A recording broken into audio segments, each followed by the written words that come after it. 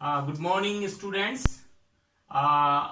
जो विटामिन्स की श्रृंखला है उसमें जो नेक्स्ट टॉपिक हमारा बी कॉम्प्लेक्स, विटामिन जो बी कॉम्प्लेक्स है जिसमें 11 विटामिन्स हैं उसके बारे में डिस्कस करते हैं। देखिए, विटामिन नाम जो बी कॉम्प्लेक्स है उनमें एक क्या है कि एक तो जो सभी का सोर्स है वो लगभग कॉमन है। सभी प्रकार की जो सीरियल्स हैं, वेजिटेबल्स हैं, इनमें विटामिन पाए जाते हैं बी कॉम्प्लेक्स समूह के। और दूसरी चीज है कि ये ज्यादातर कोएंजाइम के रूप में कार्य करते हैं और इनके अंदर ये नाइट्रोजन कंटेंट होता है। इन विटामिन के यदि हम स्ट्रक्चर देखें तो उसमें नाइट्रोजन कंटेंट होता है, इसलिए इन सब को एक समूह में रखते हैं, उसे कहते हैं विटामिन बी कॉम्प्लेक्स, जिसमें लगभग 11 विटामिन आते हैं। तो विटामिन पहला है विटामिन B1, जिसका जो है थियामिन भी कहलाता है। थियामिन है, इसकी जो कमी है उससे एक डिजीज होती है जिसको बेरी बेरी डिजीज कहते हैं। दिस इज इसलिए इस विटामिन को एंटी बेरी बेरी विटामिन भी कहते हैं, या फिर हम इसको एंटी न्यूरिटिक विटामिन भी कहते हैं। यानी नर्वस डिसऑर्डर्स को दूर करता है, मस्कुलर डिसऑर्डर को दूर करता है। ये जो विटामिन है ये है थियामिन। इसकी यदि स्ट्रक्चर देखें तो स्ट्रक्चर में इसमें दो पार्ट होते हैं, एक होता है पिरिमिडीन डेरिवेटिव्स है और एक है प्यूरिन थायाजोल डेरिवेटिव। तो इन दोनों से मिलकर के इसमें एक मैथिलीन लिंक होता है, ये स्ट्रक्चर बनती है इसमें। जैसे यहाँ पे मैं बनाता हूं इसमें ये है आपका NOCH,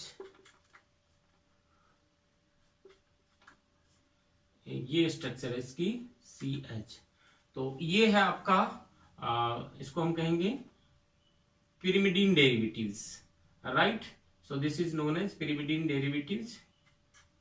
ये हो गया एक, ओके, ये है आपका pyrimidine derivative।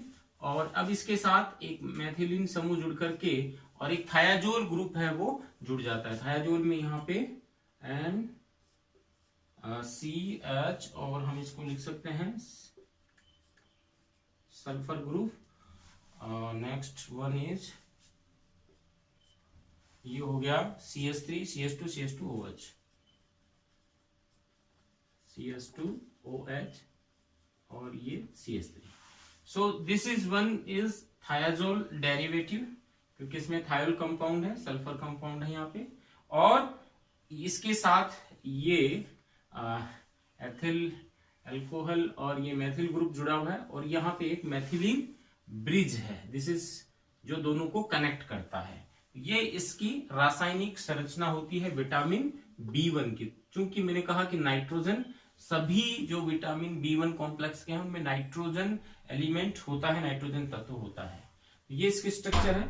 अब हम इसके सोर्स की बात करें, सोर्स क्या क्या है इसके, तो देखिए सबसे ज्यादा मात्रा में जो होल व्हीट होता है, जो गेहूं का छिलका होता है, उसमें ये विटामिन सबसे ज्यादा मात्रा में मिलता है। या फिर मैं इसको यूं कह सकता हूं, होल व्हीट जो है ब्रेड, उसमें ये पाया जाता है। इसके अलावा जितने भी नट्स हैं, बादाम है, जो है मूंगफली है, दालें हैं पल्सेज बिना पॉलिश की, और ग्रीन लीफी वेजिटेबल्स हैं उनमें ही पाया जाता है। जो पॉलिश्ड चावल होते हैं उनमें इस विटामिन की कमी होती है, और जो लोगों का डाइट केवल और केवल व्हाइट चावल राइस होते हैं, पॉलिश्ड राइस होते हैं, उनमें इस विटामिन की कमी देखी गई है। स्पेशली जिन कंट्रीज में राइस खाए जाते हैं वो भी पॉलिश्ड खाए जाते हैं, वहां पर इस विटामिन की कमी होती है, जिसमें उनमें बेरी बेरी नामक डिजीज पैदा हो जाती है। तो जैसे मैंने कहा, पल्सेस, दालें हैं, नट्स हैं और लीफी वेजिटेबल है, इन सभी में विटामिन B1 पाया जाता है, थियामिन पाया जाता है। नॉनवेज में लीवर है, किडनी है, एग्स है, इनमें भी ये विटामिन की सफिशिएंट मात्रा होती है। इसका यदि हम फंक्शन की बात करें कि इसका फंक्शन क्या होता है, तो ये विटामिन जनरली कोएंजाइम के रूप में कार्य करता है, कोएंजाइम्स के रूप में। विभिन्न जो एंजाइम्स हैं मेटाबॉलिज्म में, कार्बोहाइड्रेट मेटाबॉलिज्म में, उनमें कोएंजाइम के रूप में कार्य करता है। जैसे फॉर एग्जांपल पाइरुविक एसिड जो है, पाइरुविक एसिड जो ग्लूकोज का मेटाबॉलिज्म होता है, उसको जब एसिटिल कोएंजाइम ए में कन्वर्ट किया जाता है तो वहां पर बेसिकली ये जो विटामिन है ये इसका थियामिन पायरोफोस्फेट के रूप में को एंजाइम के रूप में कार्य करता है। तो ये है थियामिन टीपीपी, इसको बोलते हैं thiamine pyrophosphate, thiamine pyrophosphate, right.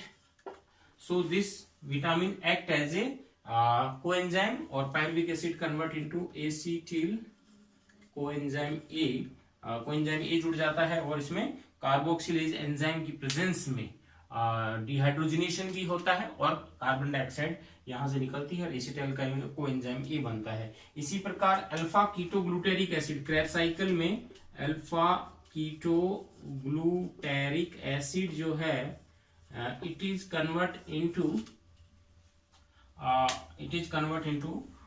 ये कन्वर्ट हो जाता है सक्सिनिल कोएंजाइम ए में, सक्सिनिल कोएंजाइम ए। इसमें भी टीपीपी थियामिन पायरोफोस्फेट है वो जुड़ता है, कोएंजाइम ए इसमें कोएंजाइम ए है वो जुड़ता है और बेसिकली डिहाइड्रोजनेज एंजाइम काम आता है और CO2 बाहर निकलती है। तो जहां पे कार्बोक्सिलेज एंजाइम जो है, डीकार्बोक्सिलेज एंजाइम यहाँ काम आता है, वहां पे बेसिकली ये एंजाइम, ये विटामिन से कोएंजाइम के रूप में कार्य करता है। अब इसकी यदि हम जो डोजेज की बात करें तो बहुत ही माइन्यूट मात्रा में डेली चाहिए, लेकिन 1.1 से लेके 1.5 मिलीग्राम पर डे इसकी भोजन में रिक्वायरमेंट होती है। लैक्टेटिंग और प्रेग्नेंट लेडी जो होती हैं उनको ज्यादा चाहिए, बाकी 1.2 से 1.4 मिलीग्राम पर डे इसकी डेली रिक्वायरमेंट होती है।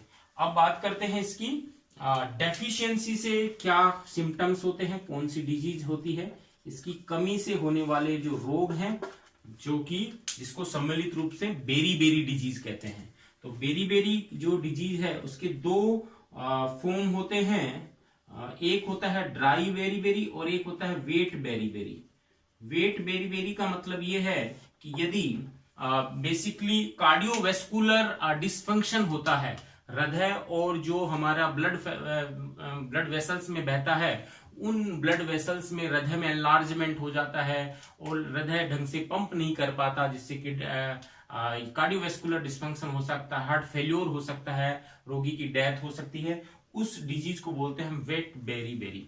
एक होता है dry berry berry. Dry berry berry का मतलब यहां है, ड्राई बेरी बेरी में पॉलीन्यूरिटिक फैक्टर्स डिसऑर्डर्स पैदा होते हैं, यानी नर्वस डिसऑर्डर होता है, जिसमें बेसिकली जो लेग्स होती हैं, टांगे होती हैं, उसका जो निचले हिस्सा है वो सूना हो जाता है, क्योंकि उसमें जो नर्व सप्लाई है वो, उसके अंदर जो चेतना है या उसमें जो संचरण जिसको हम कह सकते हैं इम्पल्स का, वो रुक जाता है और पैरालाइसिस होने की पूरी संभावना है। पैरों में सूजन आ जाती है, एडिमा हो जाता है, वोमिटिंग भी हो सकती है, जो डाइजेस्टिव डिसऑर्डर होते हैं। और ये सारे जो कैरेक्टर्स हैं ये मिलकर के ड्राई बेरी बेरी बनाते हैं और इस डिजीज को वेरेनिक्स एन्सेफेलोपैथी भी कहते हैं।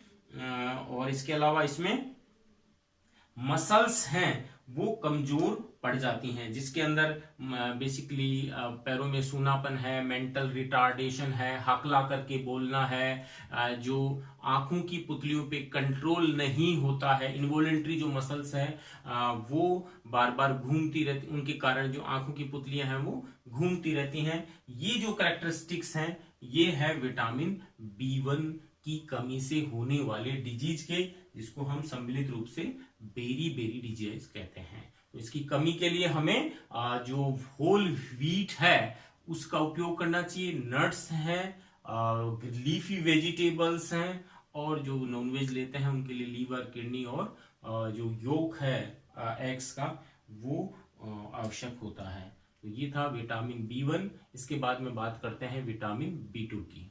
तब तक के लिए थैंक यू वेरी मच।